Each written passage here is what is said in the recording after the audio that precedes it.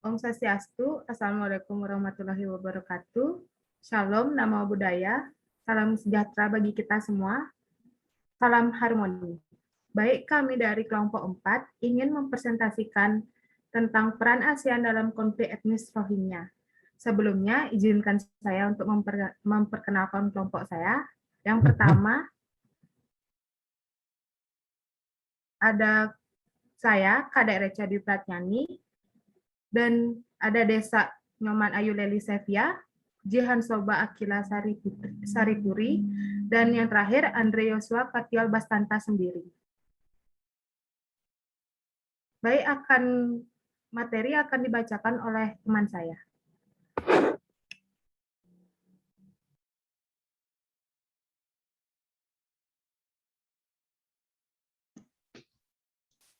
Baik, terima kasih. Di sini saya akan membacakan materi pertama, yaitu sejarah singkat kasus Rohingya. Di sini akan saya bacakan. Sejak awal 1950-an, sebagai kaum muslim di bagian Arakan atau Rakhine, mengklaim diri mereka sebagai sebuah kelompok etnis yang berbeda dan terpisah. Mereka mengidentifikasikan diri sebagai Rohingya. Mereka mengklaim bahwa Rohingya sudah ada di Rakhine atau Burma sejak generasi terdahulu. Namun, klaim tersebut tidak berhasil. Mereka tidak mendapatkan pengakuan dari Myanmar dan keberadaannya diperdebatkan oleh kaum Buddha yang merupakan mayoritas di negara tersebut. Begitulah penjelasan singkat soal Rohingya menurut Jacques Pelleder dalam tulisannya yang bertajuk Rohingya, The Name, the Movement, and the Quest for Identity.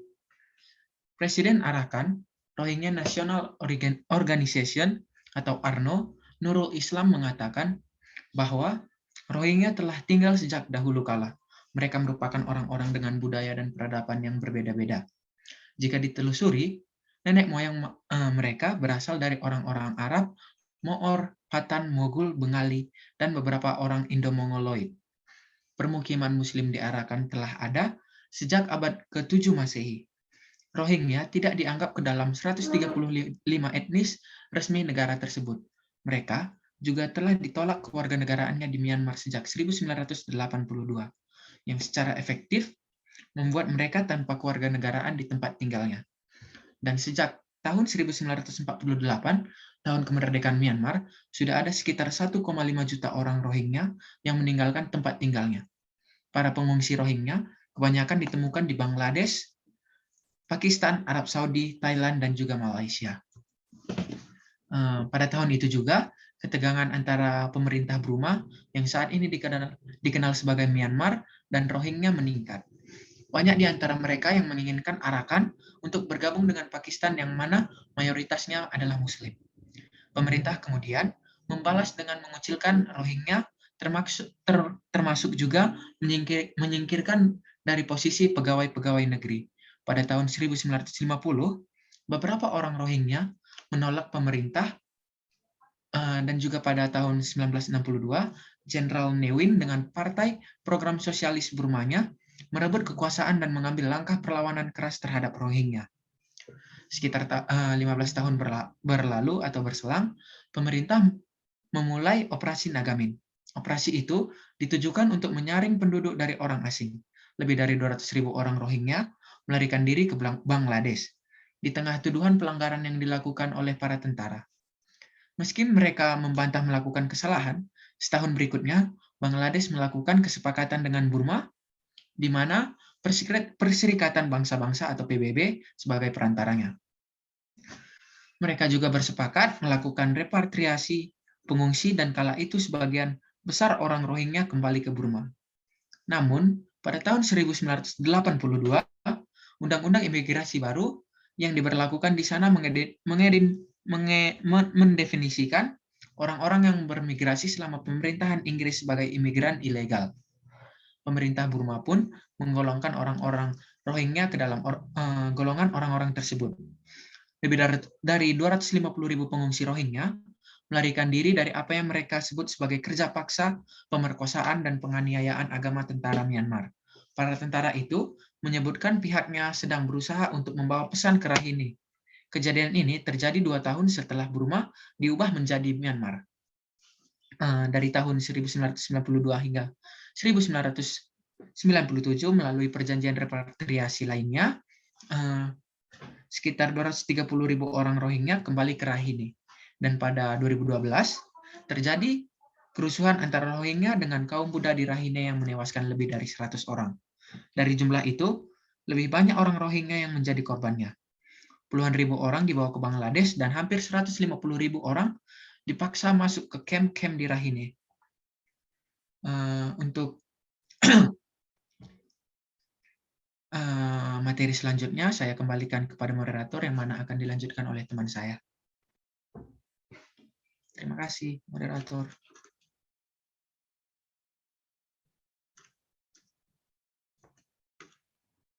Baik, selanjutnya materi akan dilanjutkan oleh Jihan. Untuk Jihan, dipersilakan. Baik, terima kasih atas waktunya. Selanjutnya tentang keterlibatan ASEAN. Dalam menjelaskan keterlibatan ini, kami akan menggunakan beberapa konsep, yaitu konsep hak asasi manusia dan konsep responsibility to protect.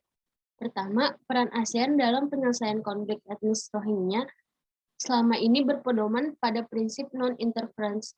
Negara-negara kawasan Asia Tenggara yang tergabung dalam organisasi ASEAN menggunakan prinsip ini dalam upaya perdamaian, sehingga dikenal dengan upaya stabilitasi dan solusi perdamaian terbaik di antara tawaran rekonsiliasi negara berkembang lain. Peran sentral menggerakkan pembangunan politik kawasan, ASEAN juga mampu membangun rasa kepemilikan satu sama lain antar negara anggotanya, sehingga kebijakan-kebijakan ASEAN selalu dipatuhi dengan partisipasi aktif. Terkait konflik di Rohingya, sebagai negara anggota ASEAN, Indonesia turut bersuara dalam forum ASEAN. Indonesia bersuara mengenai pentingnya upaya rekonsiliasi seluruh anggota ASEAN dan mendukung penuh inisiasi diplomasi internasional. ASEAN di sini baru mulai menyusun rencana dan mengajak negara-negara anggota agar ikut berpartisipasi untuk memberikan bantuan dengan cara melakukan diplomasi terhadap Myanmar. Perbedaan dengan hasil penelitian ini adalah ASEAN telah menemukan jalan keluarnya dengan cara menerapkan konsep responsibility to protect atau R2P. Yang kedua, prinsip non-intervensi ASEAN dalam upaya penyelesaian konflik Rohingya di Myanmar mengatakan bahwa andilnya ASEAN dalam penyelesaian konflik yang terjadi di Myanmar menunjukkan kepedulian ASEAN terhadap negara-negara anggotanya. Peran ASEAN semakin nampak ketika konflik Rohingya diusung menjadi isu transnasional secara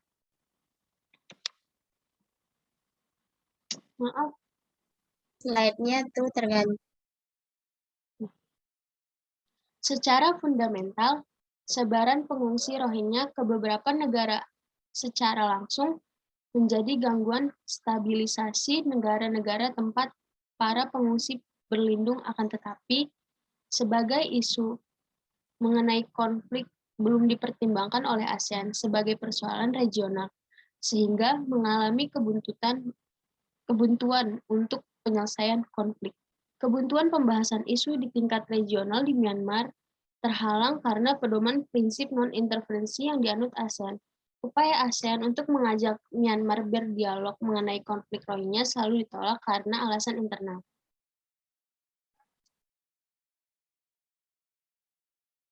Selanjutnya, prinsip-prinsip ASEAN.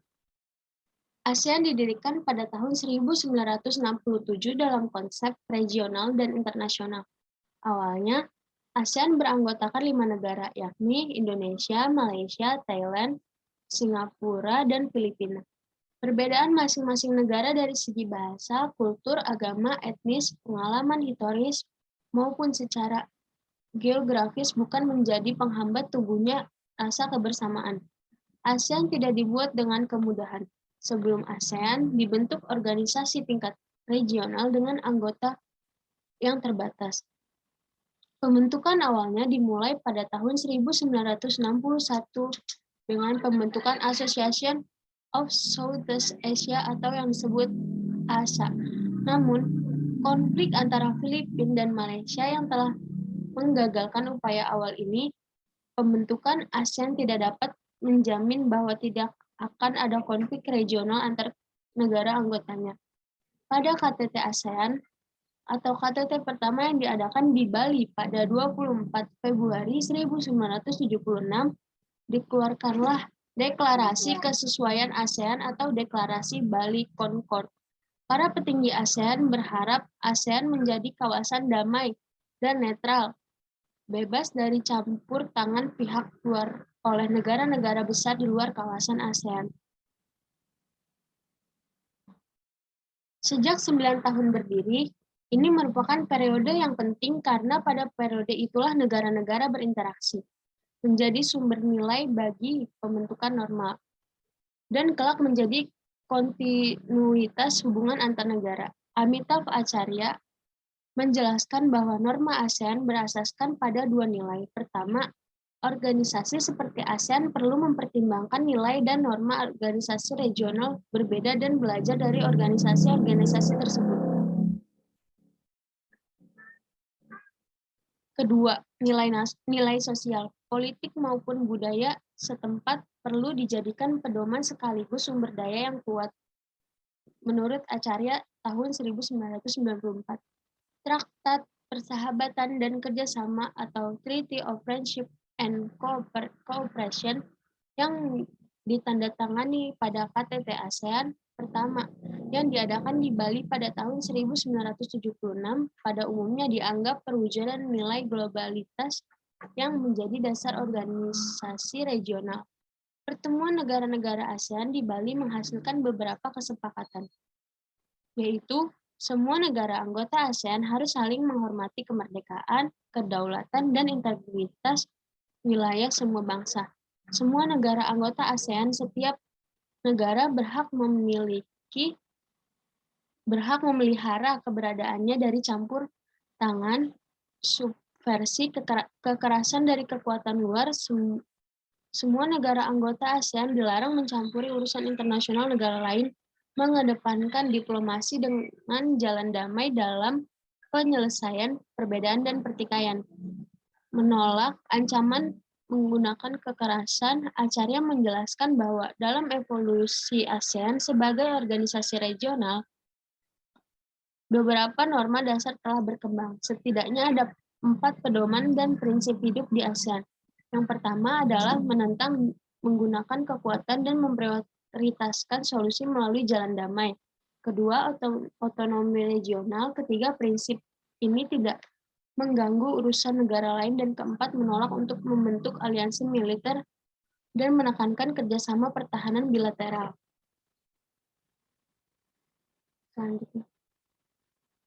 Selanjutnya saya kembalikan kepada moderator. Baik, materi selanjutnya akan dilanjutkan oleh Desa. Untuk Desa, dipersilakan. Baik, terima kasih. Saya akan melanjutkan presentasi dari teman saya. Pelanggaran HAM di wilayah tahun 2017 terjadi operasi militer yang dilakukan militer Myanmar di desa Gudarpin, negara bagian Rakhine. Operasi ini merilis serangkaian pembantaian dan ratusan ribu rumah Muslim Rohingya di Myanmar dibakar. Militer Myanmar menyatakan hanya 19 teroris yang tewas dalam operasi 2017 kala itu. Namun menurut penelitian Badan Hak Asasi Manusia menunjukkan data berbeda. Pembantaian Agustus 2017 tersebut menewaskan ratusan warga sipil, sementara operasi perdamaian masyarakat Rohingya dan hak asasi manusia akan menganulir bahwa operasi tersebut menewaskan sekitar 250 orang. Pengawas hak asasi manusia mengatakan sedang melakukan pemantauan, mengumpulkan data, dan secara langsung melakukan penyelidikan keluarga korban yang menjadi korban pembantaian di Rohingya serta orang yang selamat dari kamp pengungsi Cox Bazar di Bangladesh. Data tersebut merupakan hasil investigasi komisi penyelidikan yang disetujui oleh militer dan pemerintah Myanmar. Data ini menjadi bantahan atas klaim pemerintah bahwa total 19 orang tewas dalam penumpasan pada 27 sampai 28 Agustus 2017. Untuk memberikan kesan baik, pemerintah dan militer Myanmar melabeli orang yang tewas ini sebagai teroris.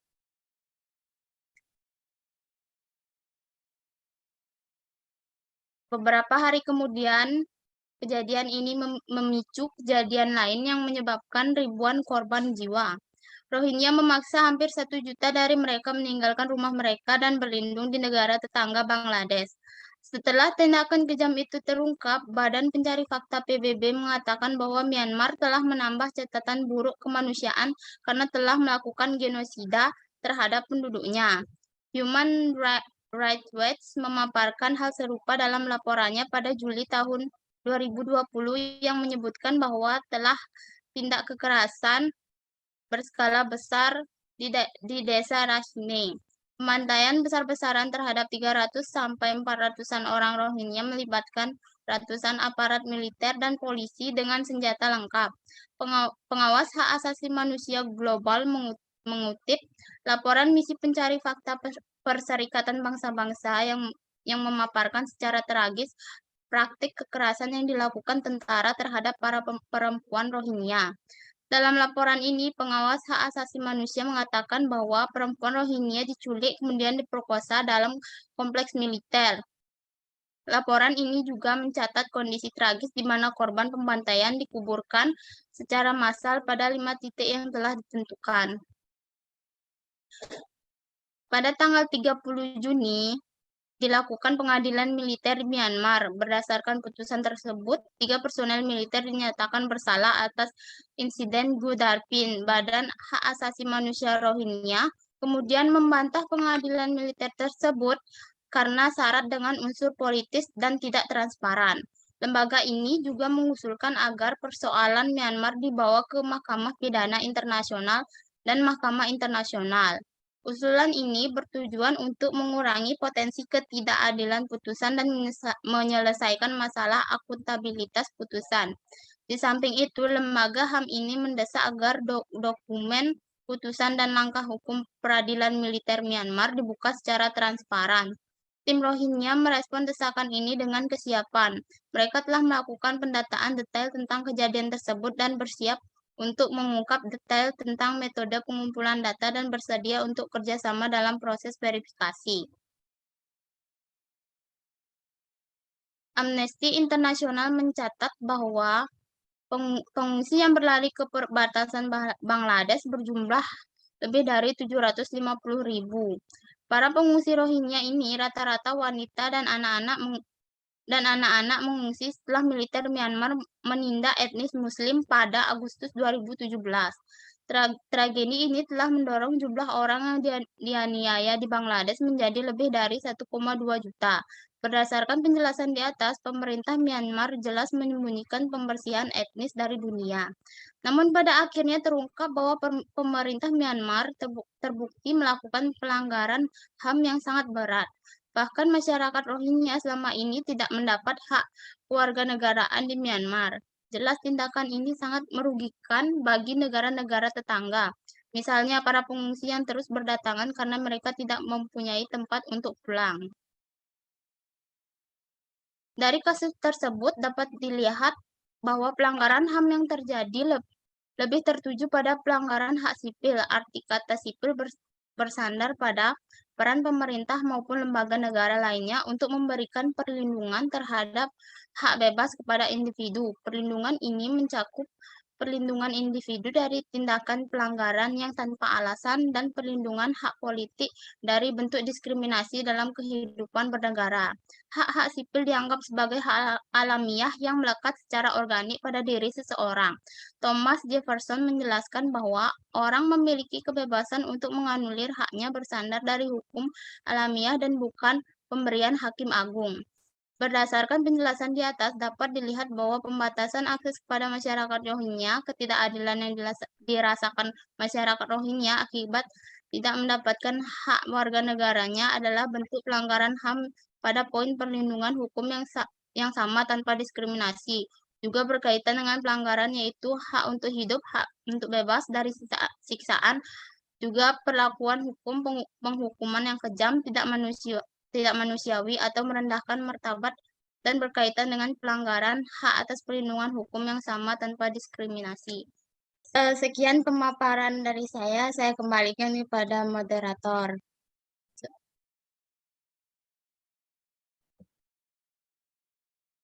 Baik, di sini saya akan melanjutkan.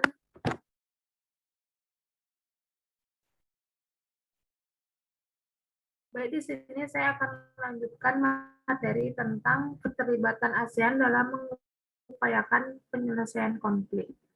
Sebagai organisasi regional di Asia Tenggara, komitmen ASEAN merupakan komitmen untuk mengakhiri konflik yang menyebabkan terjadinya krisis kemanusiaan yang menimpa etnis Rohingya di Myanmar. Namun, pernyataan tersebut belum dapat dibuktikan karena norma dan prinsip non-interferensi yang dianut oleh ASEAN menjadi dasar bagi kelangsungan hubungan antara anggota ASEAN, sekaligus menjadi penghambat pembubaran mekanisme di ASEAN. Indonesia sebagai salah satu negara anggota ASEAN yang mayoritasnya penduduk beragama Islam juga turut prihatin dengan kondisi masyarakat Rohingya di Myanmar. Keprihatinan Indonesia dapat dilihat dari peran aktif Indonesia dalam memantau dan merespon konflik Myanmar. Akan tetapi, melampaui hal itu, dunia internasional mengapresiasi pemerintah Indonesia karena keberhasilannya berdialog dengan pemerintah Myanmar. Dengan keberhasilan ini, Indonesia jadi negara pertama yang diterima oleh otoritas Myanmar krisis kemanusiaan etnis Rohingya. Pelanggaran 2017 terkait krisis Rohingya telah membawa kita pada peran ASEAN dalam menyelesaikan isu-isu ASEAN. Pertanyaannya adalah upaya apa yang telah dilakukan ASEAN. Selain itu, dapatkah ASEAN berperan dalam menyelesaikan kasus-kasus kemanusiaan di kawasannya? Kecuali Thailand, semua negara anggota Asia Tenggara adalah bekas jajahan negara-negara Barat. Hanya dengan cara inilah negara-negara Asia Tenggara dapat benar-benar menjaga kedaulatannya. Merujuk pada pengalaman masa lalu, mereka tidak ingin lagi terjadi penjajahan di Asia Tenggara. Karena itu, mereka menutup pintu bagi negara manapun, termasuk negara Asia Tenggara, untuk ikut campur dalam urusan internal negara lain. Lantas, bagaimana jika masalahnya merupakan masalah serius yang menyebabkan negara lain terancam? Kasus Rohingya menjadi salah satu rujukan ketika negara tidak selalu mampu menanggung bebannya sendiri. Selain itu, masalah tersebut mengganggu keamanan negara lain.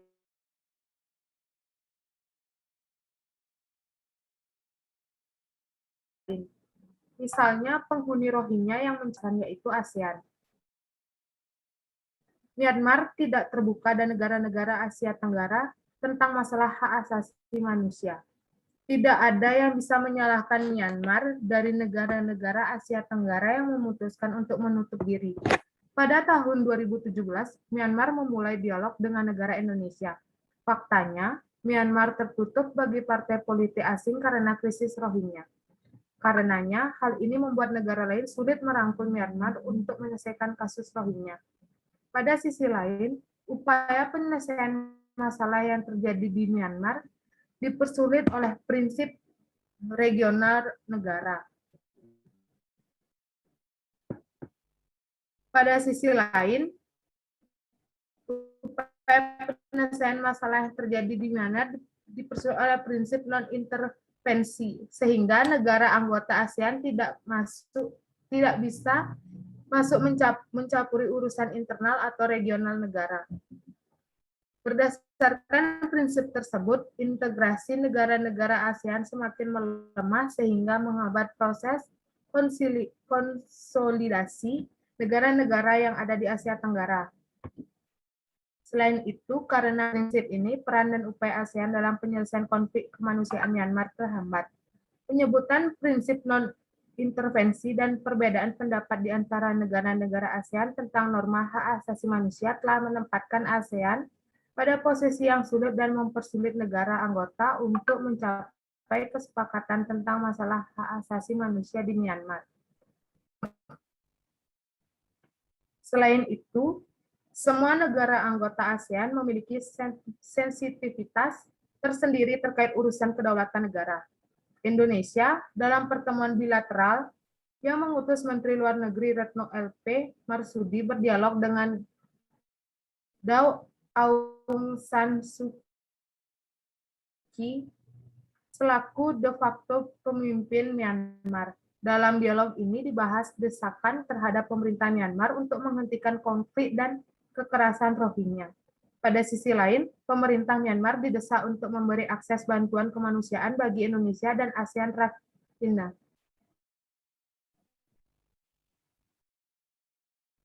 Upaya ASEAN dan pertemuan bilateral antara Indonesia dan Myanmar diyakini belum mampu menghentikan krisis kemanusiaan di Myanmar karena pemerintah Myanmar belum berupaya untuk melindungi Rohingya.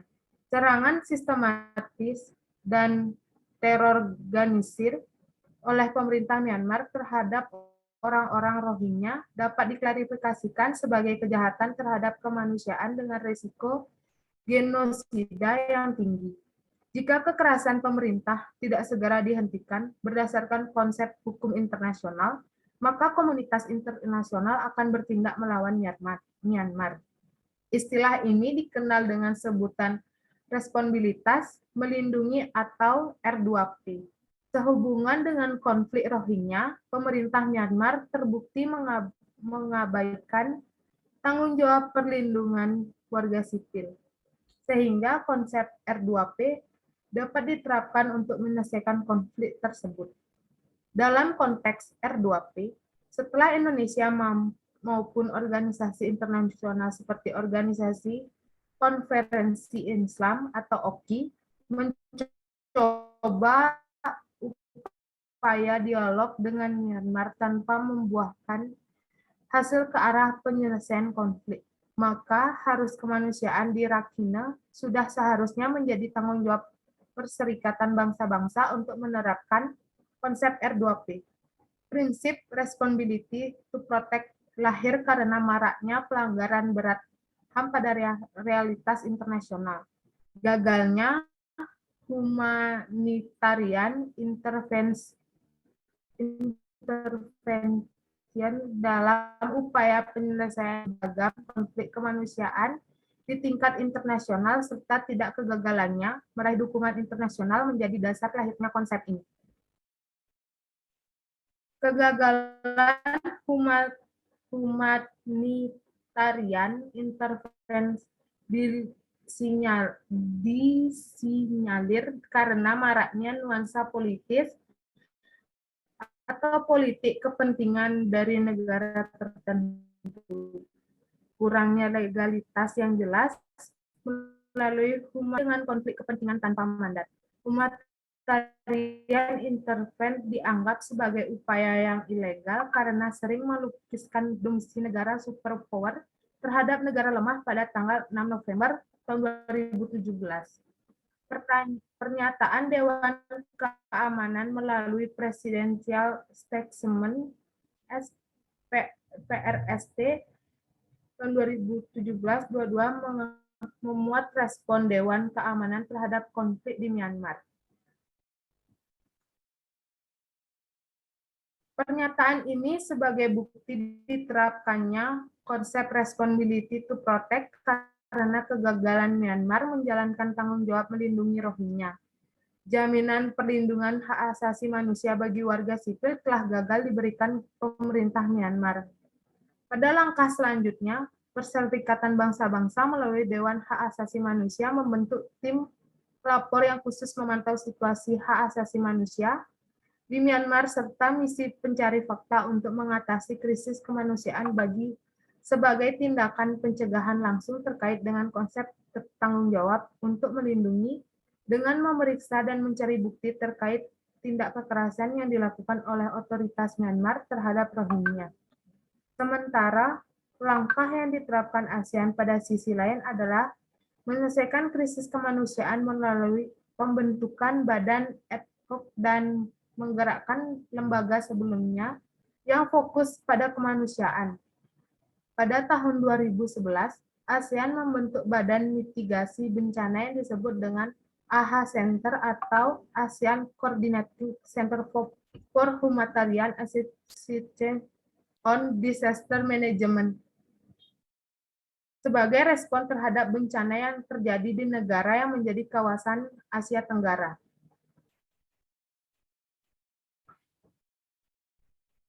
Lembaga ini fokus pada upaya bencana yang terjadi di negara kawasan Asia Tenggara, baik bencana alam maupun non-alam. Berkaitan dengan krisis kemanusiaan di Myanmar, para pemimpin ASEAN menyetujui pembentukan satuan tugas ad hoc yang bertujuan untuk memfasilitasi proses pemulangan pada pengungsi Rohingya kembali ke Myanmar. Satuan tugas tersebut beranggotakan para ahli yang telah ditunjuk Sekretaris Jenderal ASEAN. Satuan tugas ini berkonsultasi dan bekerja sama dengan negara anggota ASEAN. Terbentuknya Satgas ad hoc ini mendapat sambutan baik pemerintah Myanmar. Sambutan hangat ini didasari fokus ASEAN yang menyebut persoalan tersebut dengan isu negara bagian Rakhine. Selama ini, pemerintah Myanmar menolak sebutan isu Rohingya maupun etnis Muslim yang dianggap mendiskreditkan otoritas Myanmar. Kesepakatan dicapai pada rapat pleno KTT ASEAN ke-35 yang diadakan di Nonthaburi, Thailand. Pertemuan tersebut dihadiri oleh kepala negara pemerintahan dari 10 negara anggota termasuk Presiden Joko Widodo dan Republik Indonesia. Di bawah kepemimpinan Sekretariat ASEAN, Satgas tersebut akan mengawasi pelaksanaan rekomendasi Preliminary Net ASEAN atau PNA. Berdasarkan laporan dari tim ASEAN, Humanitarian Assistance Coordination Center atau AHA Center, dan ASEAN Emergency Response and Assessment Team atau ERAT, pada Maret 2019, tim dari ASEAN, ERAT, dan AHA Center melakukan kunjungan ke negara bagian Rakhine guna mengevaluasi kesiapan Myanmar menerima kembalinya pengungsi Rohingya.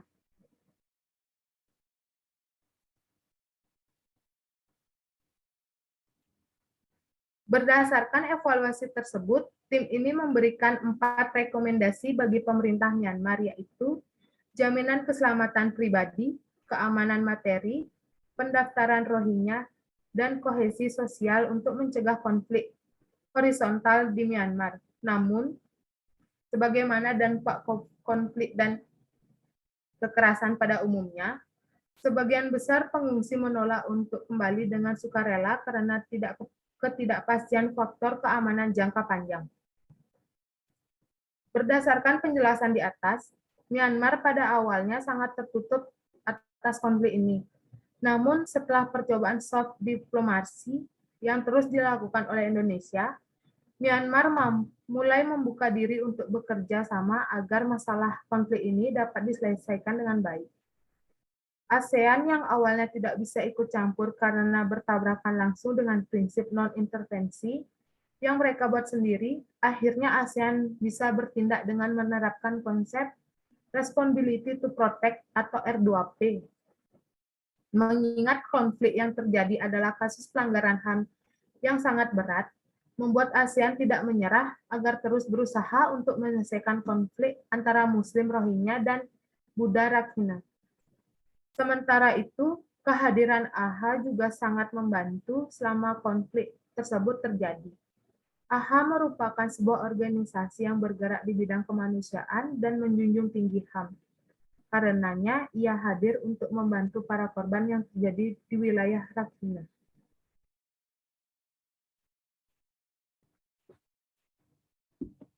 Kesimpulannya, berdasarkan hasil dan pembahasan tersebut, dapat ditarik kesimpulan bahwa pada dasarkan ASEAN terlibat dalam upaya penyelesaian konflik di Myanmar, khususnya yang terjadi pada masyarakat Rohingya.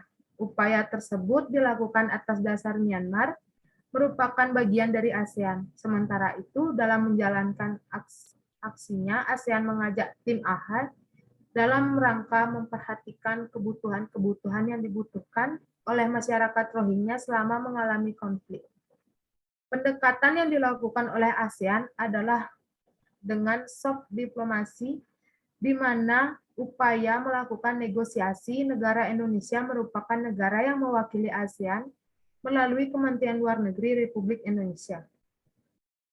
Secara umum, kasus yang terjadi di Rohingya adalah kasus pelanggaran HAM berat, sehingga peran dari ASEAN sangat dibutuhkan. Keterlibatan ASEAN akhirnya diperbolehkan dengan menganut sistem responsibility to protect yang dimana konsep ini merupakan bagian dari tindakan perlindungan dengan upaya perdamaian dan menjunjung tinggi hak-hak asasi manusia. Keterlibatan ASEAN secara umum memang belum terlihat maksimal sebab eskalasi konflik masih terus terjadi. Namun, dapat dilihat bahwa dengan keberadaan ASEAN, konflik di Rohingya dapat ditekan dengan cara menekan pemerintah Myanmar untuk menghentikan konflik antara Rohingya dan Rakhine.